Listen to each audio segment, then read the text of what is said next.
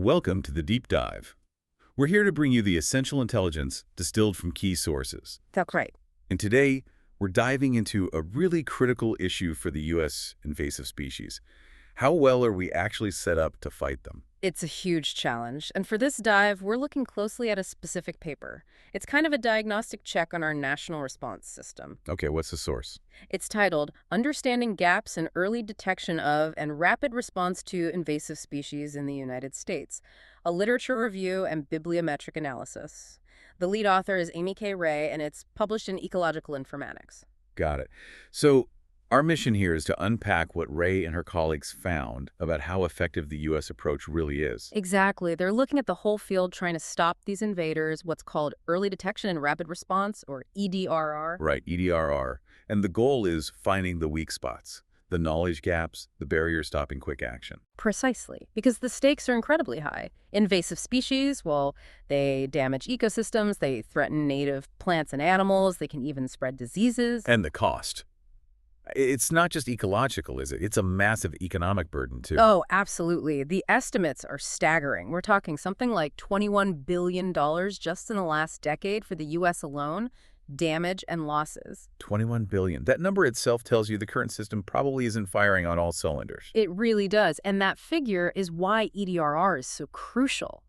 The whole idea is that managing an invasion, once it's established, costs way, way more than preventing it or stopping it early. Makes sense. You've got the best chance of actually getting rid of it if you catch it right away, when it's small and contained. That's the window. But catching it early, that means you need detection data. And that data has to be available, it has to be usable, and crucially, it has to be timely.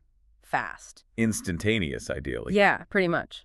So EDRR as a concept really took shape in the early 2000s. It was a shift towards thinking about biosurveillance more comprehensively. And there's been talk for years about needing some kind of national system, right? A central hub for this EDRR information. Yes, a long-standing need. So this paper is really asking, okay, how far has the U.S. scientific community actually come in building the knowledge base and the collaborative structures needed for that kind of system? Okay, let's get into how they did it.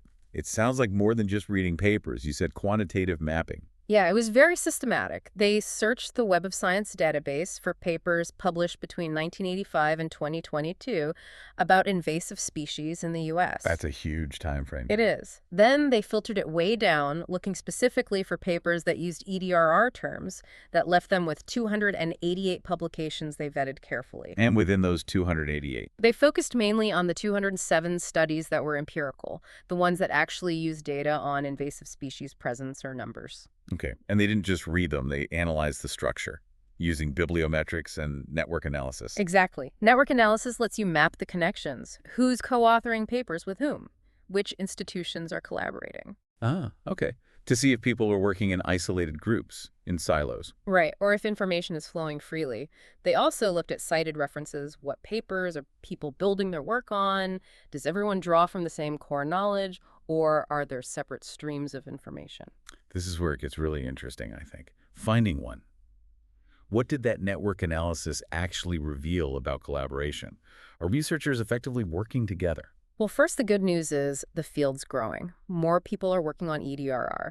It was about 1.2% of all invasive species papers in the 2000s, and that grew to 2.2% in the 2010s. Okay, so more focus, that's positive. But are they connected? What about those silos? The analysis did show distinct institutional clusters.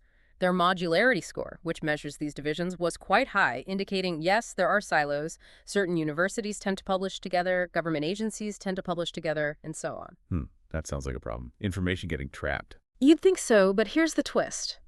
Even with those institutional silos, collaboration between different types of institutions was actually really common. Oh. Like academics working with government agencies. Exactly. That happened in 42% of the papers. So you have these clusters, but there are lots of bridges between them. So the people, the researchers themselves, are actually connecting across these institutional lines. Right. The authors described it as an efficient, small world network. Think of it like, your immediate friends, but then you have that one friend who connects you to a whole different group. Information can travel surprisingly fast across the whole network because of those bridging ties. Okay, that's actually a pretty positive finding about the human network. People are collaborating. Yeah, the social structure seems quite efficient. But I sense a but coming. If the people are connected, does that mean the information itself, the data, is flowing just as well? Well, that leads us straight into finding two, and this is where the picture gets less rosy.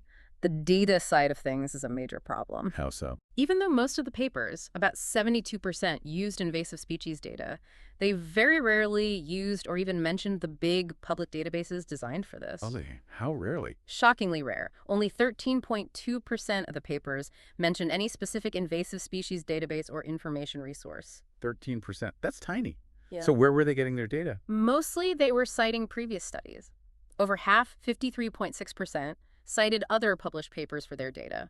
Far fewer used the major public databases like EDD maps, which was only mentioned by 15.5%. Wait, EDD maps? That's the early detection and distribution mapping system, right? The big one for North America. That's the one. And GBIF, the Global Biodiversity Information Facility, that huge international database, only 14.4%. So researchers are basically leaning on older published work instead of tapping into these potentially more current centralized data hubs. It seems so, which suggests, like you said, maybe issues with trust in the data, maybe it's too hard to use, maybe the standards aren't there, or maybe just habit. And does this connect to data sharing as well? Were the authors of these studies making their own data available? That's the other part of the problem. Very few did. Only 16% of all the studies included any kind of data or code availability statement. 16%. Okay. That's not great for a field that needs rapid information flow. Not great at all. It did get better over time, reaching about 35% by 2022, but even then. The authors were careful to note that vague promises like data available on request don't really count. Because you email the author and maybe they respond, maybe they don't, maybe they can't find the data. Exactly. It's not a reliable system. You can't build rapid response on that. This really hits the R in EDR, doesn't it? The rapid response part. If data isn't easily found or easily shared, how fast can it possibly get to a manager who needs to act? That's the critical question. And they looked at the timeliness issue. They calculated the average time lag between when the data was collected for a study and when the study was actually published. Okay, the publication lag, what did they find? The average lag was 2.77 years. Almost 3 years. Yep. Nearly 3 years from final data point to publication. Wow. Okay, if you're dealing with something like, say, spotted lanternfly spreading like wildfire, waiting 3 years for the research detailing its spread patterns to come out in a journal, that's completely useless for immediate action. It fundamentally breaks the rapid part of EDRR. It highlights this massive disconnect between the timelines of traditional academic publishing and the operational needs of managers on the ground. So we have this weird situation. Researchers who are well-connected socially, collaborating effectively. Right, a strong human network. But they're operating within a system where the actual data they generate is slow to emerge, hard to find, and not widely shared through central systems. Exactly. The system seems almost structurally designed to impede rapid response, despite the collaborative nature of the scientists themselves. That's a really stark finding. Okay, let's shift to finding 3. Did EDRR look the same across different types of environments, say aquatic versus terrestrial? No, they found clear differences there too. The focus, the tools, the keywords people use, they varied significantly depending on the habitat. Interesting. What stood out on the aquatic side? For aquatic systems, one technology really dominated the conversation. Environmental DNA or eDNA? Sampling water for DNA traces. Right. That keyword, eDNA, showed up in over 17% of the aquatic papers. And it clustered very strongly with specific places like the Great Lakes and with notorious invaders like Asian carp or zebra and quagga mussels. So a real consensus and rapid uptake of that particular tool in aquatic EDRR? It seems so, which is quite different from what they saw in terrestrial systems. Okay, what was the focus on land? Terrestrial studies were less about a single depiction method like eDNA. Instead, they more often use terms like species distribution model. There is a much stronger emphasis on predicting spread and on economic impacts, particularly concerning agriculture. And the types of invaders. Often arthropods, insects, and related things that cause major economic damage. Think emerald ash borer destroying trees, or the brown marmorated stink bug hitting crops. So it confirms that EDRR isn't just one thing. A national system can't be one size fits all. Absolutely not. The manager trying to detect invasive carp using eDNA in a river needs different tools and data than someone modeling the potential spread of an insect pest across farmland. Right. Their priorities, their data needs, the relevant models, they're just different. Exactly. Any effective national system needs to cater to that diversity. Okay, so pulling this together, we've got a collaborative scientific community hampered by slow, siloed data, and we've got different needs for different ecosystems. Mhm. What's the path forward? What did this study suggest as the fix? Well, the findings strongly underscore the need for that centralized national resource we talked about earlier. It really builds the case for it. And you mentioned something is actually being developed. Yes, thankfully. The paper highlights the development of SIREN, that's the National EDRR Information System. Siren. Okay, how is Siren specifically designed to tackle the gaps Wray and her team identified? Does it address the data problem? It aims to, directly. First, by providing better access to resources and tools, it hopes to foster more interaction across those institutional clusters, maybe breaking down the silos a bit. Okay. But more importantly, it's designed to tackle the data availability and timeliness issue head-on. It provides a clear place for people to submit data and reports quickly, bypassing that multi-year publication lag. So getting data out faster. And what about the different needs, aquatic versus terrestrial? Finding 3. SIREN's goal is also to integrate the different kinds of tools needed, so incorporating things like risk assessments, watch lists for new potential invaders, and those habitat suitability or species distribution models, alongside things like eDNA results, trying to be that flexible platform. That sounds promising. Now, before we wrap up, we should probably touch on the study's own limitations. What do the authors acknowledge they might have missed? A key one is that they only looked at peer-reviewed literature. They couldn't capture the gray literature. Gray literature, meaning. Things like internal agency reports, after-action summaries from specific responses, unpublished research notes, stuff that doesn't go through formal academic publication. And that stuff could be really important for EDRR, couldn't it? Probably more timely. Often, yes. It contains practical, on-the-ground information that managers use, but it just doesn't show up in these kinds of literature analyses.